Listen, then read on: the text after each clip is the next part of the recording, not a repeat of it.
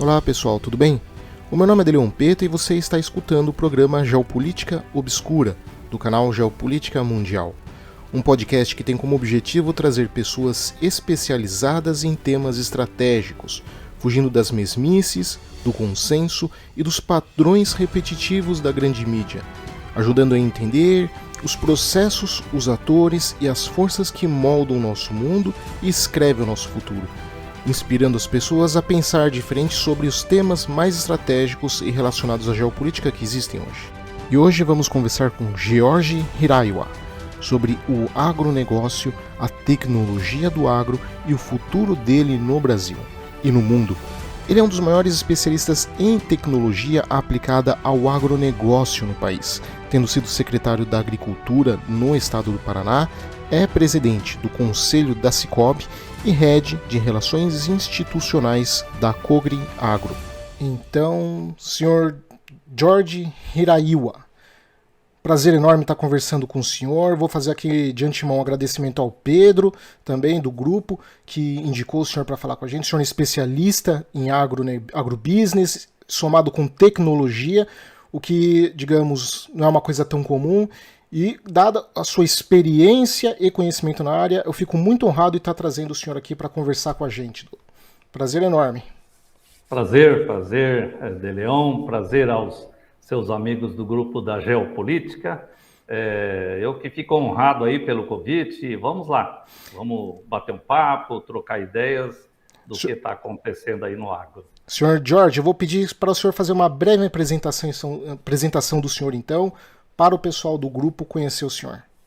Ok, me chamo George Hiraiwa, me formei na Exalc, Escola Superior de Agricultura, Luiz de Queiroz, em 1982. Catei o meu canudo e fui plantar café no Cerrado. O Cerrado era o grande coqueluche, estava se começando o desbravamento, né? Plantio com os projetos Prodecer, que foram os projetos que o Japão, através da JICA, Japan International Cooperation Agency, ele financiou inúmeros assentamentos de filhos de produtores aqui da região do Paraná, do estado de São Paulo, e foi ali São Gotardo, Paracatu, Luiz Eduardo Magalhães afora. Fiquei lá até 90, de lá de 90 eu voltei a Londrina, mudei completamente de ramo, fui ser franqueado do McDonald's, eu fui praticamente entre os 10 primeiros McDonald's no país, e continuei por 15 anos, até 2005, e depois eu vim a empreender aqui, fundei o Sicob aqui na região de Londrina, depois em empreendimentos imobiliários, e muito feliz, no ano de 2016, eu consegui voltar para o agronegócio. Só que com uma observação interessante. Eu não mais comprei terras para plantar, mas eu digo assim que eu havia visto em Piracicaba, na nossa quinquênios de formatura, que estava acontecendo um movimento muito interessante na digitalização do agro. Uhum. Aliás, a agricultura de precisão já entrou nos anos 2000, 2005 no Brasil, mas a digitalização estava chegando para valer. Foi aí que eu percebi que, tem alguma coisa interessante, deixa eu ver melhor, e juntando nós, aí com os amigos, as entidades de Londrina, associações como a Sociedade Rural do Paraná, o SEBRAE, o SENAI, o APL do TI, nós realizamos, depois que a gente veio a saber, que foi o primeiro hackathon do agro, né, organizado do país. Foi aí que eu me inseri na história novamente com a agricultura e que no ano passado nós montamos esse hub. Mas dizer especificamente de 2016 para cá, já fazem 7 anos, né? Então, que nós começamos a caminhar nesse processo de inovação do agro. Tá? Aí, cada ano, nós fazemos o hackathon durante a Expo Londrina, no mês de abril. Aí, depois, em novembro, A partir de 2018, nós realizamos o evento Agrobit, que na verdade é um mostruário, né, de tudo que vem acontecendo no país, nos momentos de inovação aí em relação ao agro, tá? E durante a pandemia, sentindo aí a necessidade de um hub, nós criamos aqui o Hub Cocriagro, dentro da Sociedade Rural do Paraná, onde nós, hoje, são várias empresas, cooperativas, a famosa quadro para a hélice da inovação, né? Atua muito forte aqui em torno do Hub e, logicamente, não poderia faltar as startups, né? Não só do Brasil, mas dos Estados Unidos, do Japão.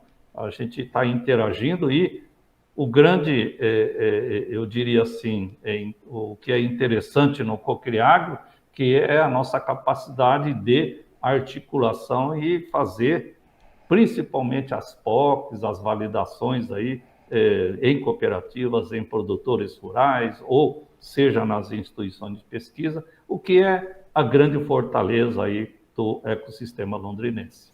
O senhor comentou agora que, né, que o senhor começou a sua carreira como produtor no Cerrado.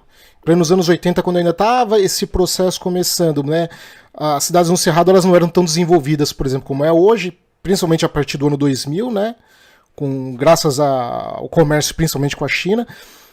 Mas o senhor é original do norte do Paraná. Sim, eu sou aqui da região de Londrina. Minha cidade chama-se Açaí. Eu nasci aqui em Açaí, pertinho de Londrina.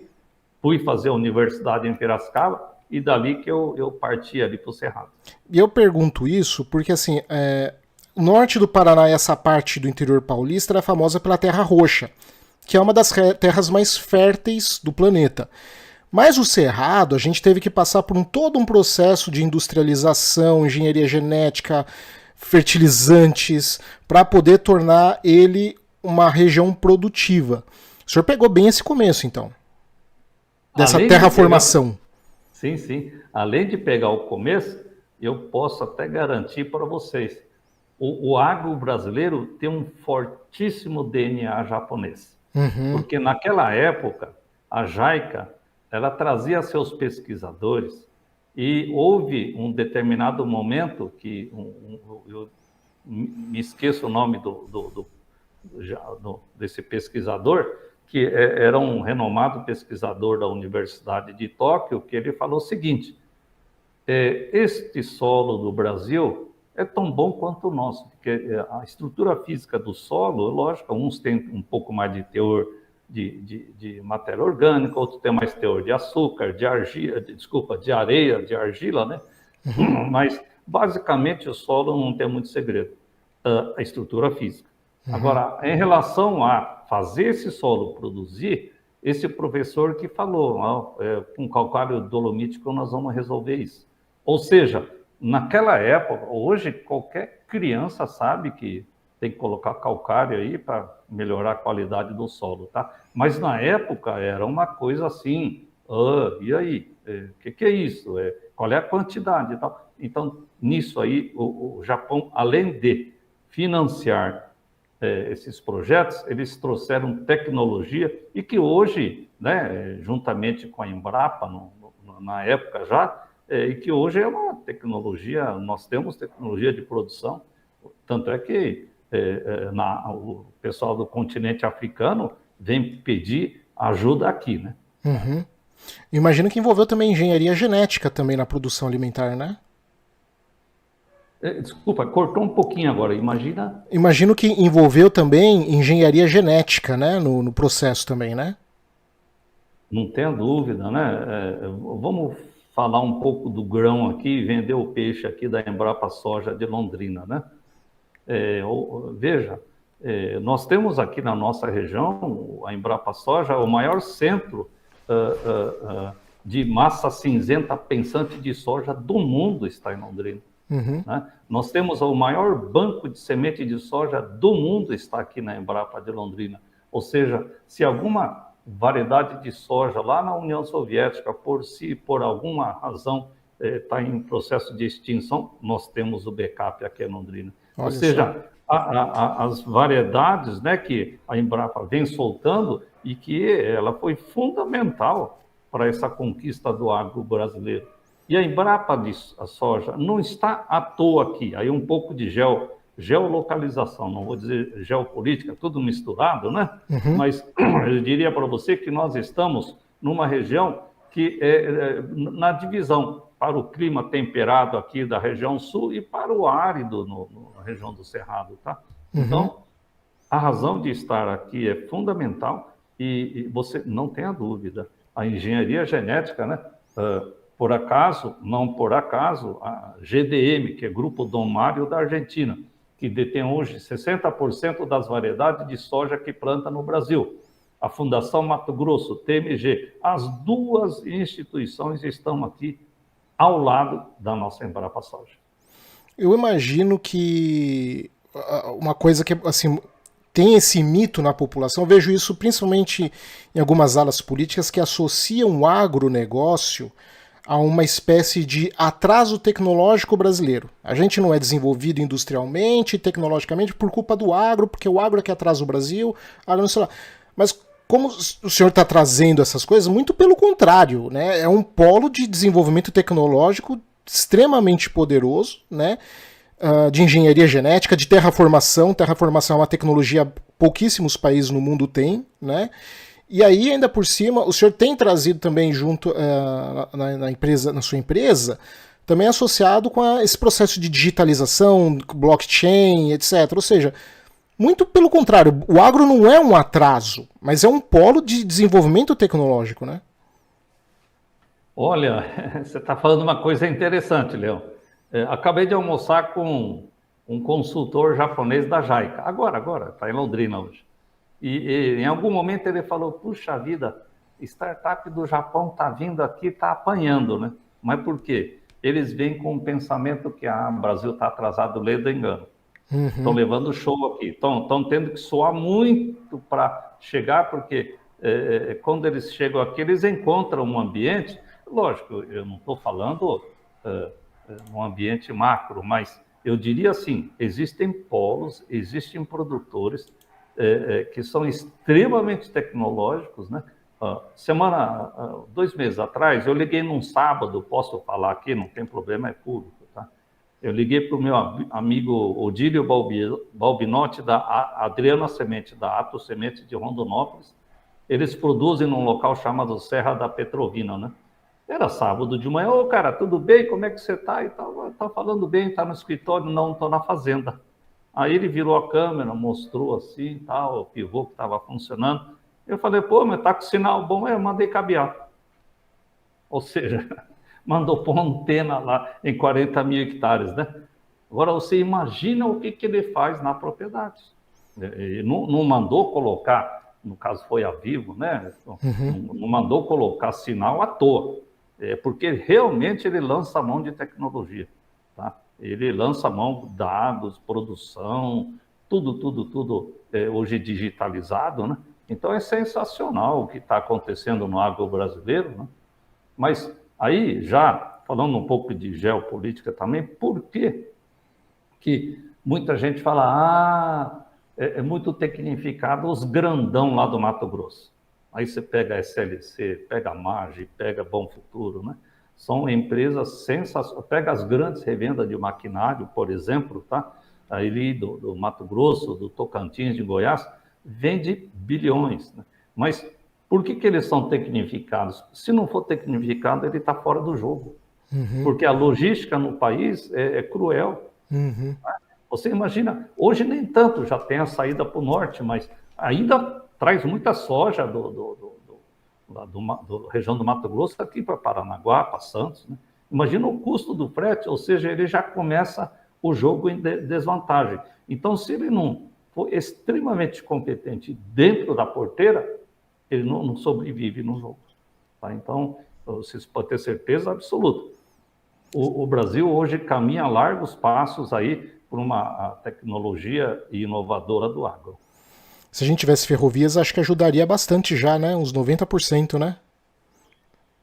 Não tenha dúvida, né? E tanto a cabotagem também, né? Aproveitar aí no caso ali o Rio Amazonas, tudo, né? Isso aí nós temos, e cada vez mais, viu, está sendo olhado isso como uma estratégia competitiva. O Rio Paraná seria também uma opção também? Dá para escoar bastante? Porque eu fico imaginando que a partir do Rio Paraná você já tem acesso à Bacia do Prata e, por consequência, ao oceano direto, né? Com certeza. Não sei se vocês sabem, mas a primeira, depois do Mississippi e o Yangtze da China, o Rio da Prata é o terceiro maior centro de cabotagem do mundo, né? Então, toda essa soja aí do Mato Grosso do Sul, da própria Argentina, tá? Ele sai por ali. E quando você pega um pusher, por exemplo, ali, cara, ele leva aí algo em torno de 100 carretas. Fantástico, fantástico. Ah, então tem uma projeção de no futuro ampliar então o uso do rio, então. Além de ampliar, já é utilizado. Mas tem espaço para mais, então. Então, não tenha dúvida. Aí, daqui para diante agora, é produção de proteína, valor agregado saindo. E por que não se aproveita, então, até mais então essa logística? Porque eu imagino que deve ser muito mais barato do que por caminhão a diesel, né?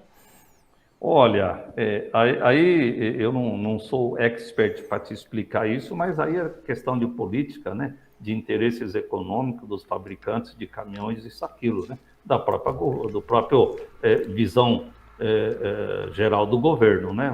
Por muitos anos nós fomos mais um país de rodovia do que de ferrovia ou fluvial. Tá? Isso aí, eu acho que o tempo vai trazer, vai mostrar que competitivamente a gente não sobrevive sem esses meios de logística. Sem dúvida. E no caso o senhor comentou que esse investimento pesado começou, não digo investimento, né? Bom, teve investimento também, mas essa raiz japonesa por trás. Porém, ao longo dos anos 80, 90, o Japão depois teve a crise nos anos 90 e a partir dos anos 2000 a gente começou essa ascensão chinesa, onde hoje o agro brasileiro é praticamente dependente da China. Como que foi essa transformação de perfil consumidor, se é que teve alguma mudança? Não, isso é bem claro, assim, tá? O Japão, quando iniciou esses investimentos no Brasil, é lógico que ninguém faz de bonzinho. Ele tinha interesse de se assegurar aí a segurança alimentar deles, né? Tá? Então, ele tinha uma excelente relação com o Brasil, né? E a grande verdade, não é do seu tempo e talvez da maioria dos seus ouvintes, nós tivemos o fator chamado Cooperativa Agrícola de Cotia. Você já ouviu falar? Já ouvi falar, mas eu não conheço, para ser honesto. A Cooperativa Cotia, ela quebrou em 1994. Quando ela quebrou, mas por que ela quebrou? Ela quebrou porque era grande demais para a época. Tá? Ele tinha projetos em Luiz Eduardo Barreiras, tinha projeto em Juazeiro, Petrolina, tinha projeto aqui em São Joaquim no Sul, tinha projeto em Paracatu, em Minas, tinha projeto em São Gotardo, em Pirapora, no Naviraí, Mato Grosso. Ou seja, Paraná e São Paulo era muito grande, né? Era grande demais para fazer uma gestão quando não tinha nem computador na época, né? Tá? Então, sucumbiu, infelizmente. Veja, hoje a Coamo é uma cooperativa de 30 bi de faturamento para mais, tá? Na época, em 94, se a gente for comparar, ele era 0,5% de uma Cotia. Tá? Então, você vê o tamanho que era a Cotia. Mas, infelizmente, e era a Cotia que tinha um bom relacionamento com o Japão. Isso se perdeu, foi dissipando. Bom, por que hoje, enquanto nesse período também, aí a questão da China, né? Houve essa intensa migração do campo para o urbano, né? A China se tecnificando, sendo o celeiro mundial de fábrica de qualquer coisa, né? De tecelagem, fábrica de peças, de automóveis, ou seja, aí saiu do campo e foi para a cidade e, lógico, ganhando dinheiro, começou a alimentar. E é essa onda aí que o Brasil aproveitou, né? E muito bem aproveitado aí, e hoje nós somos um grande parceiro da China, nesse sentido de provê-los com alimento. Mas teve alguma mudança de perfil, digamos, comportamental do investidor japonês para o chinês? No tipo de, como posso falar, de demanda que é exigida, de característica? Ou não, nesse sentido não teve grande mudança? Não, não, foi basicamente movimento econômico mesmo, né? Oferta e procura, né? Uhum. Houve uma forte procura por parte da China e a gente, por sorte, estávamos nesse, nesse momento de aumento de produção, né? Se você vê as nossas a expansão diária do ano 2000 para cá, né? Foi fantástico. Né? Sim, enorme. Não só da área, mas de produtividade também, é muito importante salientar isso. Sim, tanto que hoje em dia, em alguns setores, já até passa Estados Unidos, né? Acho que a gente vai exportar mais milho do que Estados Unidos esse ano, né? Sim, somos disparados, suco de laranja, né? Primeiro em soja, exportação, em milho não, ainda perde um pouco, mas primeiro em café, né? Primeiro em carne de frango, tá? Então nós temos primeiro em carne bovina também, né? Aliás, o rebanho brasileiro é fantástico, né? Ele se desenvolveu de uma forma que melhorou muito a qualidade, não só a qualidade, mas a produtividade da carne. Né?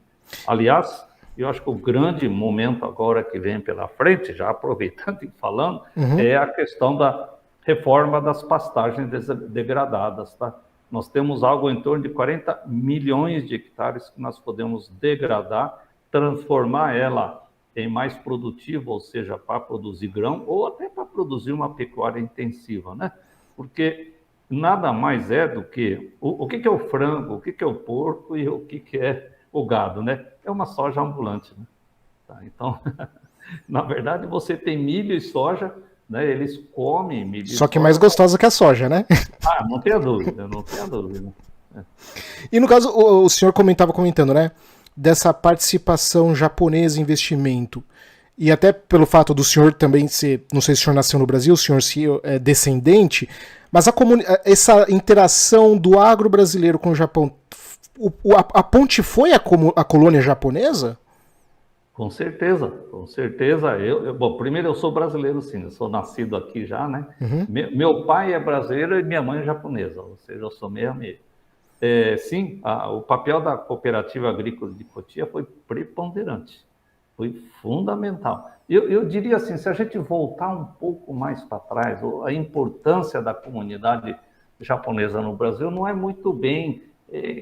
assim, a gente sabe, mas se fizer um estudo mais profundo, sai coisa interessante. Por exemplo, o hábito, né, de se comer verduras, né, HF, foi tudo região do cinturão de São Paulo na década de 1930, 1950, foram japoneses. Né? Quem é que o JK convidou para plantar verdura em Brasília, no centro japonesada, né? Uhum. Então ele foi lá em São Paulo, na Cotia, e falou, me manda aí alguns patrícios vossos aí para plantar aqui. Então, ou seja, a contribuição é muito grande. E foi a comunidade japonesa que fez esse intercâmbio dos dois governos, então, digamos Sim, isso. na época, sim, o Prodeced, e quem ajudou bastante, nós temos alguns nomes de agrônomos e ministros e técnicos aliás, diretores da cooperativa Cotia, que auxiliaram muito, né? Aliás, tinha uma outra cooperativa menor que chamava Sul Brasil, também fundada por nipo-brasileiros, ou seja, cooperativa agrícola no Brasil foi fundada pelos japoneses. Eu acho interessante isso que o senhor está comentando, porque mostra que a comunidade japonesa teve esse papel até diplomático entre os dois governos. Porque eu me lembro que no começo do governo militar, ainda da época do regime militar, o Brasil, por exemplo, ele não tinha contato formal com a China. Tinha com Taiwan, mas não tinha com a China. E quem fez a ponte de comunicação com a China foi a comunidade japonesa aqui no Brasil, com os japoneses no Japão, que esses, por sua vez, tinha com a China. Então, a comunidade japonesa, por duas vezes, e aí, a partir da relação com a China, chegou onde chegou hoje. Ou seja, por duas vezes a comunidade japonesa teve um papel diplomático que praticamente definiu o destino do Brasil, se a gente for falar assim, né? Por isso que eu até brinco, né? Eu sempre brinco e falo. O agro brasileiro tem um forte participação do DNA japonês. Tem sim. Tá? Só basta ver a história, né? E a história são fatos que a gente não pode renegar. E aí a gente vindo agora, né? O senhor tem focado mais nessa parte do aspecto tecnológico. Como que a gente...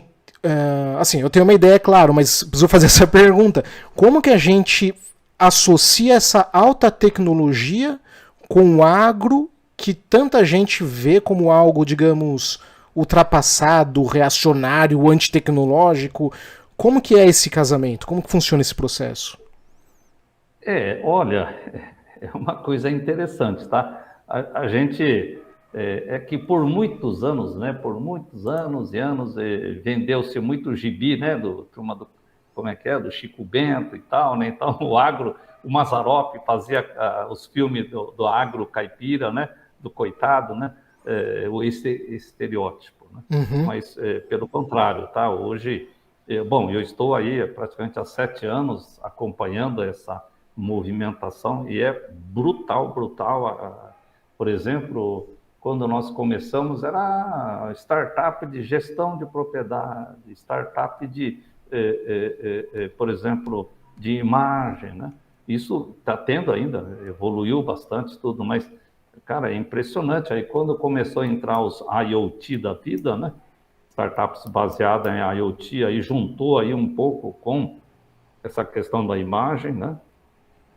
E agora, mais recentemente, aí vem agora, opa, que bacana, agora vem o IA, vem o Machine Learning, vem, e realmente está vindo. Aí, cada ano que passa, os maquinários, cara, eu sou do tempo que eu pegava uma pulverizadora, passava com trator, e enquanto o bichinho não caísse no chão, eu ficava jogando o produto em cima, né? Então, hoje não, a tecnologia se permite fazer hoje por taxa variável, tá? É o nome, né, de pulverização, que você joga só aonde precisa os produtos, tá? E isso aí por quê? Porque tudo é uma questão, lógico, de economia, mas também de se praticar uma agricultura mais sustentável, né? Ou seja, já entrando um pouco mais no que está acontecendo agora das questões do ESG, né? Aí um belo dia o Larry Fink, né, do BlackRock, que, sei lá, ele deve manejar aí o ativo dele 3 a 4 vezes o PIB do Brasil. Ele acordou um dia e falou, cara, eu só vou investir no agro aí, em empresas que estejam dentro das regras do ESG, né? Então, isso a cada dia que passa vem, e principalmente, né, lá em cima, né, o planeta está pedindo, tá? Haja visto aí os problemas aí que nós temos de climáticos absurdos, né? E que jogam a culpa no agro, né? Sim, sim. E uma coisa que você pode ter certeza absoluta, a cada ano que passa e cada vez mais a gente vê que surgem startups e surgem soluções que utilizam essas tecnologias, tá? E eu acompanho muito isso, sabe onde? Nos hackathons. Já desde 2016 a gente vem fazendo, e cada ano que passa aparece startups com soluções diferenciadas, tentando utilizar, né, essas tecnologias que hoje permeiam a gente aí, tá? E no caso, o senhor comentou da inteligência artificial. A inteligência artificial está agora, digamos, meio que bombando, principalmente de 2022, 2021 para cá. Claro que já tinha antes, mas agora está pegando fogo mais ainda. Como que pode ser imaginar a aplicabilidade da inteligência artificial para o agronegócio? Olha, são várias funções, né? Eu vou citar o exemplo que uma das startups nossa, ele está agora estudando, tá? Por exemplo, tem os silos, né? E nos silos tem os fios que fazem a termometria, que ele fica mergulhado e cada 2 metros ele tem sensores, tá? Aí, quando você vai entrando soja no silo, isso aí, lógico, ele monitora a temperatura do grão, né? Não o interno do grão, mas temperatura ambiental, né? E aí que ele controla, opa, toma cuidado, aera mais, joga mais ar, porque está esquentando, está mofando, está fermentando, né? Uma das razões, por exemplo, lógico, ele vai jogar todos esses dados aí num processo de IA, mas o que está se pedindo para ele é que ele busque, através da leitura desses sensores, um algoritmo aí para poder, por exemplo, ver volumetria, né? Aí eu vou falar hoje como cabeça de presidente de uma instituição financeira que é o Sicoob, né? Eu te emprestei 1 milhão e você fala, minha garantia está lá no silo, tá? Aí, se eu tenho esse dispositivo, eu te monitoro online no teu silo, tá? Eu não vou correr o risco de, quando você, de repente, né, já houve isso, tá? Houve esse tipo de problemas, né, com clientes que ele tira tudo a soja do silo, vende ou faz outra coisa e não paga o financiamento e você, quando vai ver, o silo está vazio. Tá? Então, veja, onde é que a gente pode utilizar a IoT no campo, ajudando aqui uma área de financeira, tá? Mas isso aí é o que? Utilizando o IA, utilizando as tecnologias que a gente vai poder chegar nesse algoritmo, né? Uma coisa que a gente tem visto agora também, principalmente agora por causa da guerra na Ucrânia, foi a utilização de drones para a guerra. Há alguma ideia com relação ao uso de drones no agro no brasileiro? Muito, muito, muito. Principalmente em pulverização. Tá? Há também de imagens, tá? Mas eu diria para você que a imagem aí não tem como, os satélites acho que vão acabar dominando, né? Embora a imagem de drone também vai ser, talvez para fazer, vamos, entre aspas, aí a rebarba do processo. Mas o grande diferencial que eu tenho visto no drone, eu estou impressionado, a cada ano que passa, as pulverizações, né? As pulverizadoras de drone vêm ficando mais robusta. Ou seja, puxa, no começo, mas isso aí só leva 20 litros, né? Não dá para nada, né? Hoje já tem gente querendo voar aí com 150, 200 litros, né? Opa, aí já o jogo fica mais interessante. E segundo, já tem estudo, eu não sei te precisar, mas eu sei que tem estudo que já calcula o pisoteio do trator versus pulverização com drone. Ou seja, você pulverizando com trator, você pisoteia a soja, você pisoteia o produto, né? Desculpa, a planta. Com o drone não. Tá? Então, eu acredito que questão de tempo aí... É um drone aéreo que passa e vai pulverizando? Tem. E o custo é mais barato do que... Não, hoje nem tanto. Nem tanto que a própria aquisição do equipamento é pesado, né? Mas eu diria, tudo é assim, não? Vai aumentando aí o volume e vai ficando mais barato. Eu não tenho dúvida que é uma tendência irreversível. E agora que a gente está indo para a segunda parte do programa, eu quero entrar mais no aspecto geopolítico e político, envolvendo principalmente a situação mundial agora.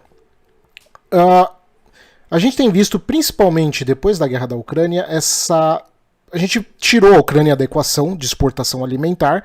Ela era um dos grandes produtores de grãos do mundo, se não era o quarto, era o terceiro.